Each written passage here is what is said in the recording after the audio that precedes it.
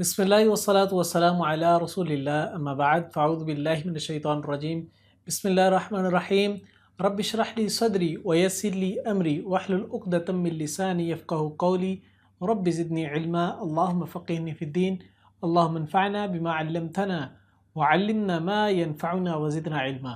الحمدللہ اللہ تعالیٰ کے فضل و کرم کے ساتھ آج کی کلاس کا ہم آغاز کر رہے ہیں۔ آج سورۃ النمل کا لیکچر نمبر 2 سٹارٹ کریں گے انشاءاللہ۔ تو آج کے لیسن کے اندر ہم آیت نمبر 3 سے سٹارٹ کریں گے۔ بسم اللہ۔ الذین، وہ جو یقیمون قائم کرتے ہیں، الصلاۃ نماز، ویؤتون اور وہ ادا کرتے ہیں زکوٰۃ، وہم اور وہ بالآخرۃ آخرت پر ہم وہ یوقنون وہ یقین رکھتے ہیں۔ اللہ تعالیٰ مومنوں کی کچھ خصوصیات بیان کر رہے ہیں۔ پہلی خاصیت یہ ہے مومنوں کی کہ یقیمون الصلاۃ، وہ نماز کو قائم کرتے ہیں۔ دوسری ویؤتون الزکوٰۃ، وہ زکوٰۃ کو ادا کرتے ہیں۔ تیسری وہم بالآخرۃ یوقنون، وہم بالآخرۃ ہم یوقنون، اور وہ آخرت کے دن پر یقین رکھتے ہیں۔ یہ تینوں کوالٹیز ان سے مومنوں کی ہیں، تو لہٰذا معلوم یہ ہو رہا ہے جو اللہ بتا رہا ہے کہ مومن لوگ جو ہوتے ہیں ان کی کوالٹیز یہ ہوتی ہیں، اور اگر کوئی بندہ اپنے آپ کو مومن کہتا ہو اور اس کے اندر یہ کوالٹیز نہ ہو تو وہ مومن کیسے ہو سکتا ہے؟ اس کو سمجھنا چاہیے، غور و فکر کرنا چاہیے کہ وہ خود مومن نہیں ہے۔ کیوں؟ کیونکہ وہ اللہ تعالیٰ کے بتائے ہوئے اصولوں کی مخالفت کر رہے ہیں۔ اللہ نے جن اصولوں کے اوپر چلنے والے لوگوں کو مومن کہا ہے، وہ ان اصولوں کی مخالفت کر رہا ہے، تو وہ کافی مومن کیسے ہو سکتا ہے؟ تو پہلی چیز تو یہ نا، یہ نماز کو قائم کرنا۔ اسی طریقے سے نماز کو کیسے قائم کرنا ہے، حدیث بتائی کہ حدیث کا پورا ایک طریقہ کار ہے نماز کو قائم کرنے کا، اقامت صلاح کا۔ تو اس طریقے سے نماز کو قائم کرے، زکوٰۃ اسی طریقے سے ادا کرے، پھر آخرت پر اسی طریقے سے یقین رکھے۔ فرمایا کہ یہی تو مومنوں کی کوالٹی ہیں۔ پھر فرمایا ان الذین، ان کے الٹ اب جو لوگ ہیں وہ کون ہے؟ ان الذین، بے شک وہ جو لا یؤمنون، نہیں ایمان رکھتے، بالآخرت، آخرت پر، زینا مزین کر دیے، لہم ان کے لیے، اعمالہم اعمال ان کے، فہم تو وہ، یعمہون وہ بھٹکتے پھرتے ہیں۔ اللہ تعالیٰ نے فرمایا ان مومنوں کے اپوزٹ لوگ وہ ہیں جو کہ ایمان والے نہیں ہیں۔ اب ایمان والے جو لوگ نہیں ہیں ان کی ایک جو ان سی وہ عادت ہے وہ یہ کہ وہ آخرت کے دن پر یقین نہیں رکھتے۔ یعنی جب آپ کا آخرت کے دن پر یقین نہیں ہے تو اس کا مطلب آپ کا نیکی اور برائی ان پر یقین نہیں ہے، خیر و شر کے اوپر یقین نہیں ہے۔ آپ کا آخرت پہ یقین نہیں ہے، آپ نیکی کس تصور کے ساتھ کریں گے کہ مجھے آخرت میں نیکی ملے گی؟ جب آخرت کا تصور نہیں تو نیکی کریں گے نہیں آپ کے لیے نیکی بدی ساری ایکول ہوگی۔ آپ کہیں کہ بس دنیا میں عیش کرنی ہے، اب مجھے سکون ملنا چاہیے، اگلا بندہ بھاڑ میں جائے، اگلا بندہ بے تکلیف سے مر جائے۔ لیکن جب آخرت کا یقین ہوگا تو انسان اپنے ساتھ ساتھ دوسرے لوگوں کا بھی سوچے گا کہ بھئی مجھے صرف اپنا نہیں دیکھنا، دوسروں کا بھی دیکھنا ہے، کیونکہ اگر میں نے اپنے سکون کی خاطر دوسروں کا حق مارا تو کل قیامت کے دن میری پکڑ ہو جانی ہے۔ تو فرمایا کہ جو لوگ مومن نہیں ہیں وہ آخرت کے دن پر یقین نہیں رکھتے۔ اور جب آخرت کے دن پر انسان یقین نہیں رکھتا تو اس کے لیے کیا ہوتا ہے؟ اس کا انجام یہ نکلتا ہے کہ انسان کے لیے اس کی دنیا مزین کر دی جاتی ہے۔ اس کو اپنے اعمال بڑے خوبصورت لگ رہے ہوتے ہیں، اس کو دنیا بڑی اچھی لگ رہی ہوتی ہے۔ زینا لہم، ان کے لیے مزین کر دیا ہم نے، اعمال ہم ان کے اعمال، وہ ساری زندگی کی تگ و دو، ان کی محنتیں جو سی ہے وہ دنیا کے لیے ہو رہی ہوتی ہیں، تو دنیا ان کے لیے مزین کر دی جاتی ہے۔ وہ سمجھتے ہیں شاید وہ بڑا اچھا کام کر رہے ہیں دنیا کے اندر، شاید ان سے بڑھ کے کوئی خیر خواہی کوئی نہیں ہے۔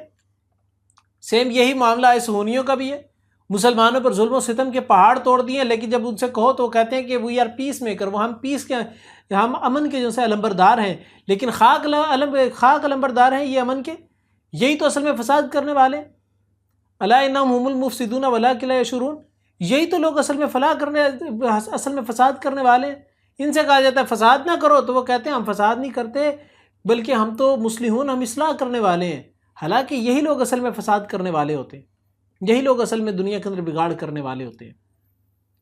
اسی طریقے سے اللہ نے بیان فرمایا کہ آخرت پر یقین نہ رکھنے کی ایک نتیجہ یہ بھی نکلتا ہے کہ انسان کو اس کی برائیاں اچھی لگ رہی ہوتی ہیں، اور جب یہ فیز آ جائے کہ انسان کو اس کی برائی اچھی لگنا شروع ہو جائے، انسان کو برائی کرتے ہوئے برائی وہ فیل ہی نہ ہو رہی ہو، یا گناہ کرتے ہوئے گناہ کی وہ کراہت ہی نہ محسوس ہو رہی ہے، تو اس کو غور و فکر کرنا چاہیے کہ اس کا آخرت پہ یقین بھی تو نہیں اٹھ گیا۔ اس کو اپنی آخرت کے بارے میں سوچنا چاہیے کہ اس کا آخرت سے یقین تو نہیں اٹھتا جا رہا۔ آگے اللہ تعالیٰ نے بیان فرمایا اولئک، یہی لوگ ہیں، الذین وہ جو، لہم ان کے لیے، سوء برا ہے، العذاب عذاب، وہم اور وہ فی الآخرۃ آخرت میں، ہم الاخسرون وہی سب سے زیادہ خسارہ اٹھانے والے ہیں۔ اللہ نے فرمایا یہی لوگ جن کی دنیا ان کے لیے مزین کر دی جاتی ہے اور ان کے لیے وہ آخرت پر یقین نہیں رکھتے، انہی کے لیے اصل میں عذاب ہے، عذاب وہ جو دردناک ہوگا اور وہ جو سب سے بڑا ہوگا۔ اور کل قیامت کے دن یہی لوگ ساری دنیا والوں کی نظر کے اندر سب سے برے ترین لوگ ہوں گے، سب سے زیادہ خسارے میں جانے والے یہی لوگ ہوں گے، سب سے زیادہ نقصان اٹھانے والے یہی لوگ ہوں گے۔ کیوں؟ کیونکہ یہ اللہ تعالیٰ کی ذات کا انکار کرتے تھے، یہ آخرت کا انکار کرتے تھے۔ جس بندے نے آخرت کا انکار کیا ہوگا اس نے آخرت کی تیاری کیا کی ہوگی؟ جب تیاری ہی نہیں کی، آخرت کا انکار کرتے رہے ساری زندگی، تو قیامت کے دن سب سے زیادہ خسارہ بھی تو انہی لوگوں نے اٹھانا ہے۔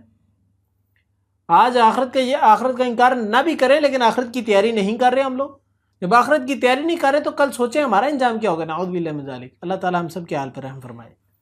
وَإِنَّكَ، اور بے شک آپ، لَتُلَقَّىٰ، البتہ آپ دیے جاتے ہیں، القرآن قرآن، مِن لَدُن، پاس سے، حکیم، بہت حکمت والے، علیم، بہت علم والے کے۔ اللہ تعالیٰ نے فرمایا کہ یہ جو ساری آیات ہم بیان کر رہے ہیں نا آپ کے پاس، جس طرح اللہ تعالیٰ نے آیت نمبر 1 کے اندر، اس سورت کی آیت نمبر 1 کے اندر بیان فرمایا نا کہ یہ جو کتاب، یہ جو آپ کے سامنے آیات ہیں، یہ آیات کسی عام کتاب کی نہیں، یہ قرآن مجید کی ہیں، اور وہ کتاب مبین اور واضح کتاب کی ہیں، مبین کتاب کی ہیں۔ تو اب اللہ تعالیٰ بیان فرما رہے ہیں یہ کتاب کس کی طرف سے نازل کردہ ہے؟ یہ کسی عام ہستی کی طرف سے نازل کردہ نہیں ہے، یہ عام ہستی کا کلام نہیں ہے، یہ اس رب کا کلام ہے جو حکیم بھی ہے، جو علیم بھی ہے، جو سب زیادہ حکمت والا، یعنی بالکل اوتھینٹک بات کرنے والا ہے، مدلل اور ود ریفرنس بات کرنے والا ہے، یہ اس کی بات ہے۔ اور علیم، سب زیادہ علم والے کی، جو ہر چیز کی پیک کو بھی جانتا ہے۔ میرا اگر نالج بڑا لیمیٹڈ ہے تو میں اگر کوئی کتاب لکھوں گا تو میرے سے زیادہ نالج والے کے لیے وہ کتاب عجیب سی ہوگی، کہے گا یار اس میں بہت زیادہ غلطیاں ہیں۔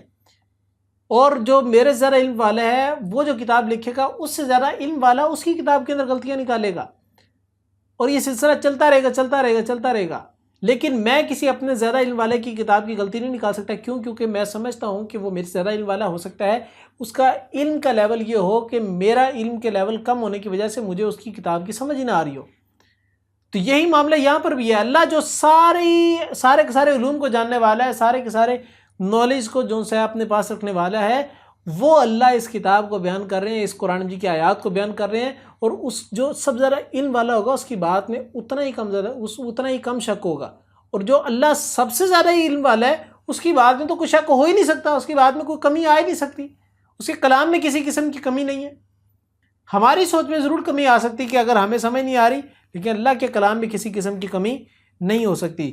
اسی طریقے سے آگے اللہ تعالیٰ نے بیان فرمایا، اذ، جب قال، کہا، موسیٰ علیہ السلام نے اہلی، اپنے گھر والوں سے، انی، بے شک میں، آنست، دیکھی ہے میں نے، نارن، آگ، سآتیتم، ان قریب میں لاؤں گا تمہارے پاس، منہا، اس میں سے، بخبر، ان کوئی خبر، او یا آتیکم، میں لے آؤں گا تمہارے پاس، بشہاب، ایک انگارہ، قبس، جلتا ہوا، لعلکم، تاکہ تم تصطلون، تم تاپ سکو۔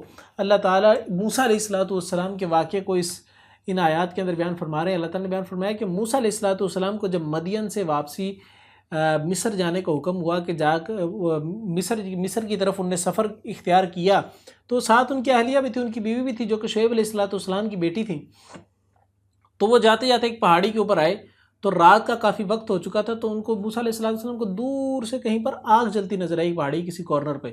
تو انہوں نے اپنی بیوی سے کہا تم یہیں پر بیٹھو، میں اتنی دور جاتا ہوں، میں جا کر چیک کرتا ہوں وہاں پر جو آگ نظر آ رہی ہے، ضرور وہاں پر کوئی نہ کوئی لوگ موجود ہوں گے تبھی تو آگ جلی ہے۔ اگر لوگ موجود ہیں تو ہمیں کوئی نہ کوئی خبر مل جائے گی کہ بھئی ہم نے کیا کرنا ہے، کہاں پہ رہنا ہے، کیسے رہنا ہے، کدھر جانا ہے، کون سی ڈائریکشن کے اندر جانا ہے، مصر کی سائڈ پہ ہے، تو ایک یہ علم مل جائے گا ہمیں تھوڑا سا۔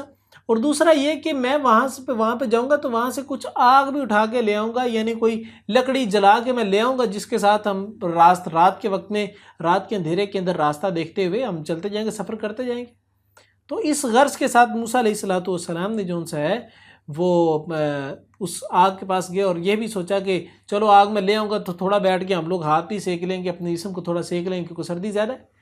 تو موسیٰ علیہ السلام اس غرض سے جو ان سے ہے اس آگ کی طرف گئے، تو پھر فرمایا کہ فلما جاءہا، تو جب وہ آیا آگ کے پاس، نو دیا، وہ پکارا گیا، ان کے بوری کا، برکت دیا گیا، من، جو، فی الناری، آگ میں ہے، ومن، اور جو، حولہا، اس کے ارد گرد ہے، سبحانہ، و سبحانہ، اور پاک ہے، اللہ تعالیٰ، رب، جو رب ہے، العالمین، تمام جہانوں کا۔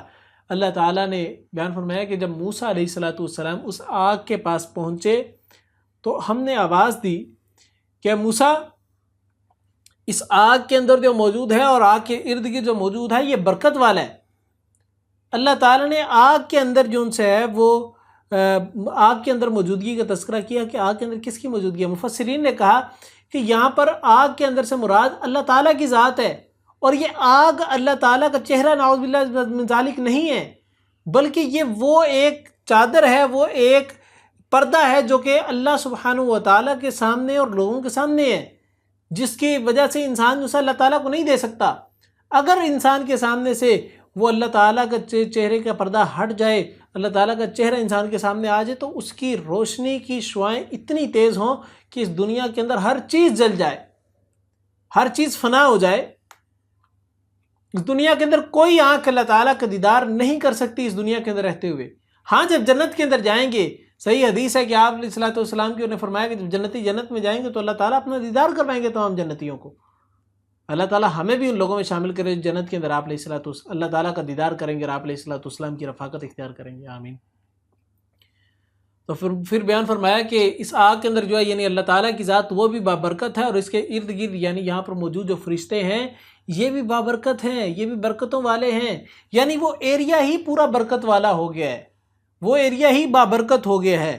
پھر فرمایا وہ سبحان اور پاک ہے اللہ تعالیٰ رب العالمین جو تیرا رب ہے تمام جہانوں کا، اور میں تیرا رب پاک ہے جو تمام جہانوں کا رب ہے، اس دنیا کا بھی، عالم ارواح کا بھی، عالم دنیا کا بھی، عالم برزخ کا بھی، اور عالم محشر کا بھی جو سے وہ رب ہے اللہ تعالیٰ۔ تو وہ پاک ہے ہر قسم کی غلطی سے، کوتاہی سے، بیماری سے، کمی سے، کجی سے، ہر چیز سے پاک ہے اللہ تعالیٰ، ہر لحاظ سے جو سے نہ بالا تر ہیں۔ یا موسیٰ موسیٰ انہو بے شک آپ، بے شک انا میں ہی اللہ اللہ ہوں، اور العزیز نہایت زبردست، الحکیم بہت حکمت والا ہوں۔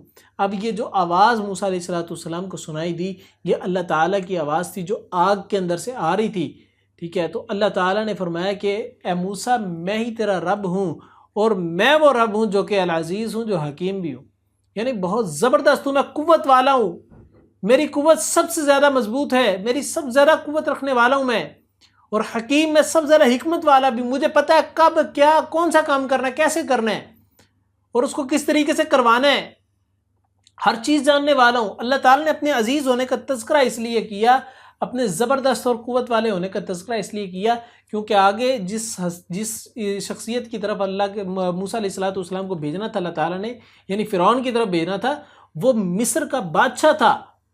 تو ظاہری جب اس کے بڑے بڑے محلات تھے، جو بادشاہ اپنے آپ کو کہتا ہو انا ربکم الاعلی، میں سب سے بڑا رب ہوں، اس کے محلات کی کیا دیکھنے ہوں گے، کتنے کتنے بڑے محلات ہوں گے۔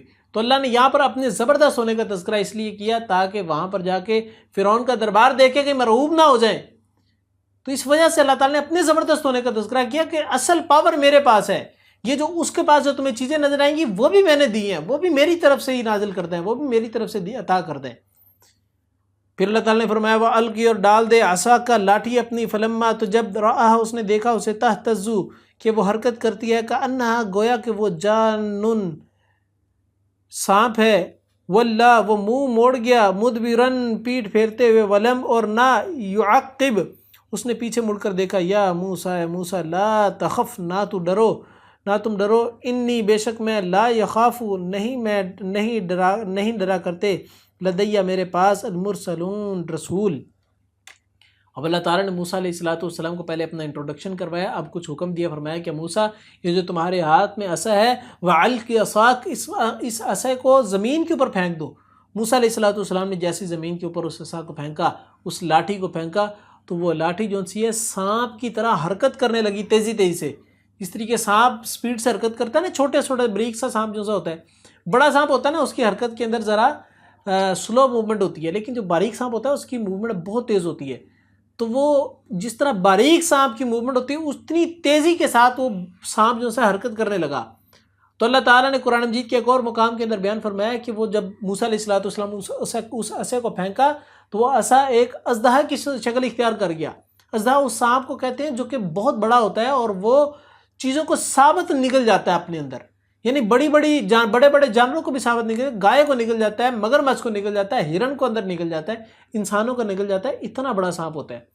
اور جتنا بڑا سانپ ہوگا اس کی پھرتیلی کم ہوگی. لیکن جو موسیٰ علیہ السلام کے عصا سے بننے والا سانپ تھا وہ اس کی سپیڈ، اس کی پھرتیلی وہ ایک چھوٹے سے سانپ کے جیسی تھی، اور اس کے جسامت اور اس کے قد و کاٹ اور اس کی جو وحشت تھی وہ ایک اژدہے کی طرح کی تھی. یعنی اتنا خوفناک سانپ تھا.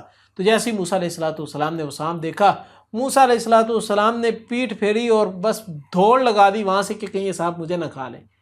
تو اللہ تعالیٰ نے بیان فرمایا یا موسیٰ لا تخف، اے موسیٰ ڈرو نہ. کیوں؟ انی لا یخاف لدی المرسلون، کہ میرے پاس جب رسول آتے ہیں تو ڈرتے نہیں کسی چیز سے.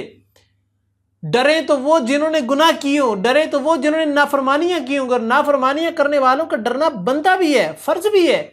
وہ ڈریں گے تو اللہ تعالیٰ جو ان پر کو نرمی کریں گے. وہ ڈریں گے تو پھر معافی کی طرف آئیں گے، توبہ کی طرف آئیں گے، اللہ تعالیٰ معاف کر دے گا، توبہ قبول کر لے گا. تو اللہ تعالیٰ نے بیان فرمایا کہ لیکن موسیٰ علیہ السلام نے چونکہ کوئی غلطی نہیں کی تو موسیٰ علیہ السلام کیوں ڈرے؟ فرمایا کہ رسول تو گناہوں سے پاک ہوتے ہیں، تو لہٰذا موسیٰ تم کس بات سے ڈر رہے ہو، میرے پاس واپسی آؤ. اللہ مگر من جس نے ظلم کیا، ثم پھر بدلا اس نے بدل دیا، حسناً نیکی سے، بعد سوء ان برائی کے، فإنی تو بے شک میں غفور رحیم بہت زیادہ بخشنے والا رحم کرنے والا ہوں. تو اللہ تعالیٰ نے بیان فرمایا وہ لوگ جنہوں نے اپنے آپ پر ظلم کیا ہو وہ گناہ گار ہیں اور وہ سزا کے جو ہے نا وہ حقدار ہونے چاہیے. لیکن وہ لوگ جنہوں نے گناہ کے بعد فوراً سے نیکیاں اختیار کی، گناہ کے بعد توبہ طائب ہو گئے، استغفار کرنا شروع کیا، اللہ سے معافی مانگنا شروع کر دی، تو اللہ تعالیٰ ان کے لیے تو معاف کرنے والا، بخشنے والا، رحم کرنے والا ہے. اگر تمہیں اپنی وہ غلطی یاد آ گئی کہ وہ جو تم نے ایک قبطی کو مکہ مارا تھا تو وہ مر گیا تھا، موسیٰ علیہ السلام کے فرعون کے جو ان سے ہے وہ گروہ میں سے ایک، وہ جو قبطی کو جو تم نے مکہ مارا تھا اس کی وجہ سے مر گیا، کہ تمہیں وہ تمہاری غلطی یاد آ گئی ہے تو اس کی وجہ سے تم بھاگ رہے ہو، تو یاد رکھو کہ موسیٰ اگر غلطی کرنے کے بعد انسان نیکی کی طرف آ جائے تو اللہ تعالیٰ اس کی معافی قبول کر لیتا ہے، اللہ تعالیٰ اس کے معاف کر دیتا ہے. اور کیونکہ اللہ تعالیٰ معاف کرنے والا، بخشنے والا، رحم کرنے والا ہے. تو تم نے تو اب جو ہے نا تم سیدھے راستے کی طرف ہو، تم نے وہ غلطی بھی جان بوجھ کر نہیں کی تھی، تو لہٰذا ویسے بھی اب تم نیکیوں کے اوپر ہے تو تمہاری تو غلطی معاف ہے. پھر اللہ تعالیٰ نے بیان فرمایا وَأَدْخِلْ، اور داخل کر دے، یدہ کا ہاتھ اپنا، تخرج فی جیبی کا اپنے گریبان میں، تخرج وہ نکلے گا، بیضاء سفید چمکتا ہوا، من غیر سوء بغیر مرض یا تکلیف کے، من فی 9 آیات تو 9 نشانیوں میں سے، الی فرعون طرف فرعون کے، وقوم اس کی قوم کے، انہم بے شک وہ کانوا ہیں وہ قومن لوگ، فاسقین نافرمان. اللہ تعالیٰ نے دوسرا ایک تو معجزہ یہ دیا کہ وہ عصا جب زمین پہ پھینکتے تھے تو اژدہا بنتا تھا. دوسرا معجزہ یہ دیا کہ موسیٰ علیہ السلام سے کہا موسیٰ اپنے ہاتھ کو اپنے گریبان، اپنے جو سے وہ بازو کے اندر ڈالو، یعنی گریبان کے اندر ڈالو. یعنی موسیٰ علیہ السلام جیسے ہی اپنے ہاتھ کو اس طریقے سے رکھ کے باہر نکالتے تھے تو فرمایا کہ تخرج بیضاء من غیر سوء، تو وہ چمکنے لگتا تھا بغیر کسی برائی کے، بغیر کسی عیب کے.